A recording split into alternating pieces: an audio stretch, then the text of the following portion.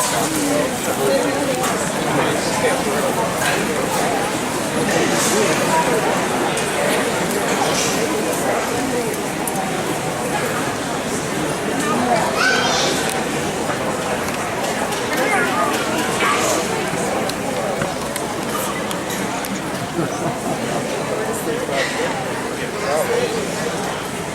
evening, and welcome to Indian Hills Community College Centerville campus graduation for the class of 2013. Parents, spouses, children, families, friends, thank you so much for being here tonight to honor the success of the student in your life. Graduates, I hate to admit it, but 34 years ago, I sat right where you are sitting tonight. And these people may hate even more for me to say it, but Professor Elaine Swizer was a second-year faculty member in the audience.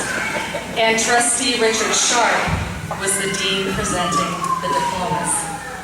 I cannot be sure, but I also believe Becky Morrow was probably here. At least she was working at Indian Hills at that time.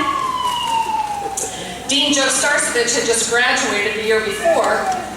Coach Walker was probably headed home to Canada because he had just finished his freshman year and would be back the next fall.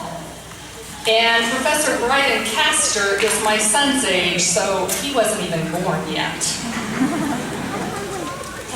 Just though, as you are, we thought we were spending another evening of our lives doing just what we were supposed to be doing. What we didn't realize is that we were part of something much bigger. We were and are part of a golden tradition. We are part of a huge family. We are IHCC. Tonight we want you to realize that IHCC has a tendency to get into your blood. We hope you feel it. We hope you hear it. We hope you're proud of it.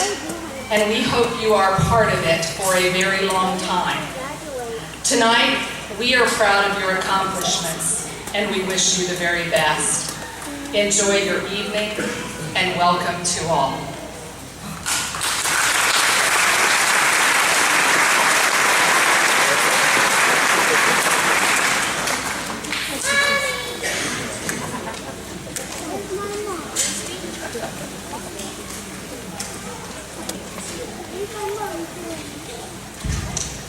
Good evening, and welcome to our 2013 Indian Hills Community College graduation ceremony.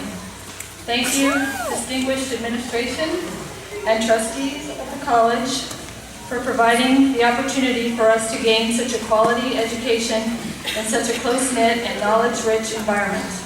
And thank you, all of you, friends and family, for your continued support and sharing with us this very important milestone in our lives. As we walk across the stage toward the next chapter of our lives, I think I can speak for all of my fellow graduates when I say we will do our very best to make you proud. Mom, tell me what I'll say. I'm also extremely proud to be part of the very first and the best ever registered nurses class to graduate from the Centerville campus.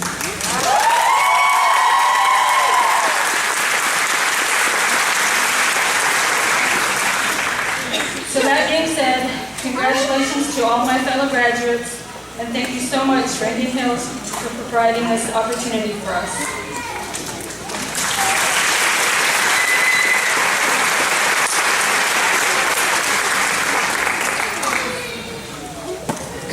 Good evening.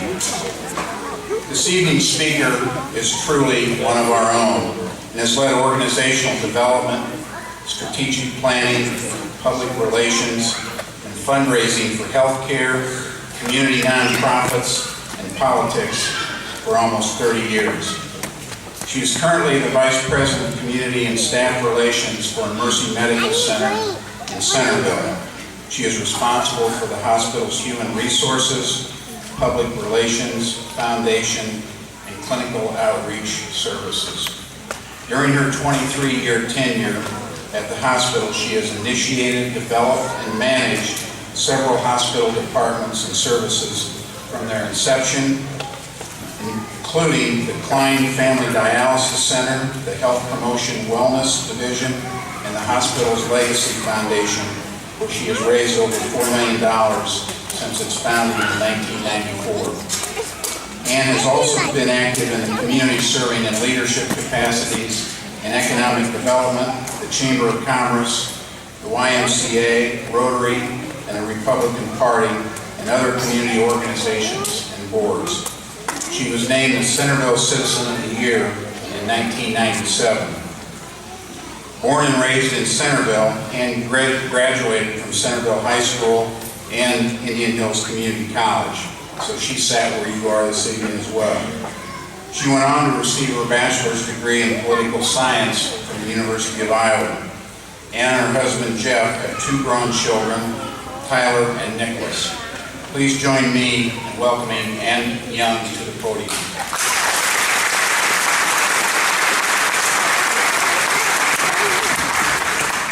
Thank you very much. And I just want to echo what Lisa says on behalf of Mercy Medical Center.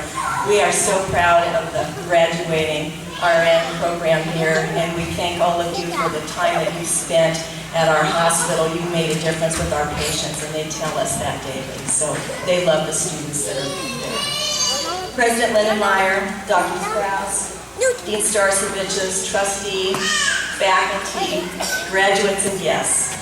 Thank you for allowing me to share in this special occasion.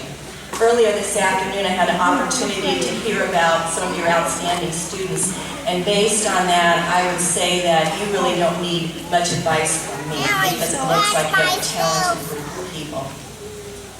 It's also an honor to be asked to give this speech, especially at this institution. I graduated from IHCC in 1975. And have many fond memories of the time I spent here. The instructors, some of whom I classify still today as the best in my education years. The campus, the friends, the activities, everything about Indian Hills was a positive influence. But my connection to Indian Hills family began much earlier. It was actually during my childhood. My father taught social studies here for almost 30 years, starting in the early days when the college had classrooms in various buildings spread out across town. Maybe some of you remember that, up to and including the move to this permanent campus. Although I didn't fully understand it at the time, this college was developed with great passion by the leaders who visioned it back in the 1960s. The development of the campus was a labor of love for everyone associated with it. I want to extend my appreciation to the current leaders for continuing to support this campus in Centerville. This institution is truly one of the community's most valuable resources. I want to extend my most sincere congratulations to you. It's exciting and energizing to see the limitless potential sitting before me. I remember 3 things about sitting in your chairs 37 years ago. Walking in, accepting the diploma, and the party after. So I do understand where this speech sits in the hierarchy of tonight's moments, not one of the highlights. I think these speeches are supposed to be about inspiration, wisdom, and good advice. I'm going to be honest, I am not an authority by any means. I'm not going to use any old cliches like the early bird gets the worm or a penny saved is a penny earned, even though they are all very true. You will find that out on your own. It will come as one of those aha moments down the road sometime, and it might be a long time. I've learned it's better to come to those realizations on your own than to be told it, because it has much more meaning and the impact is better. The best part is, you will remember it. After today, each one of you is embarking on the adventure called life. Each one of you has your own plans, hopes, and dreams. For some of you, this is just the first step on the road to a higher education. Some of you are ready to begin careers that you are now prepared for. And some of you may be starting jobs as early as tomorrow. but all of you will be moving on in some fashion. Wherever the road takes you after today, please remember this: education doesn't end here. Be a lifelong learner. Learning doesn't end at age 20 or 22 or with a degree. Always be open to self-development. You don't know it all today, and you won't know it all in 20 years from now. With that said, there are 3 things I want to leave you with today. If you remember one, that would be great. Or if one becomes an aha moment later on, that would be even better. Be passionate about what you do, even if you don't love it every day. Joe Plumieri, a successful CEO, said, "You can Google for an answer, you can Google for a mate, you can Google for a career, but you can't Google to find what's in your heart, the passion that lifts you skyward." Passion is that strong internal motivation for what you do. And guess what? You'll also be good at what gets you going. According to a survey of 75 business leaders with Stanford MBAs, the most important predictor of success is self-awareness and knowing what you do well. That means knowing and accepting your own strengths and weaknesses. In other words, look at yourself honestly. Understand your passions, your skills, your temperament, and your limitations. If you're a square peg, no matter how hard you or others try, you're just not going to fit very well into a round hole. If the day ever comes when you dread getting up, putting on your clothes, and going to work, or doing whatever you routinely do, it's time to do something else. It's time to find something else that fits. Work hard. By that I mean, if and when you accept a job, give 110% effort in each workday. After all, you are being paid for those hours. The hottest commodity in the workplace today is a dependable, thinking, motivated, and engaged employee. It is getting harder and harder to find.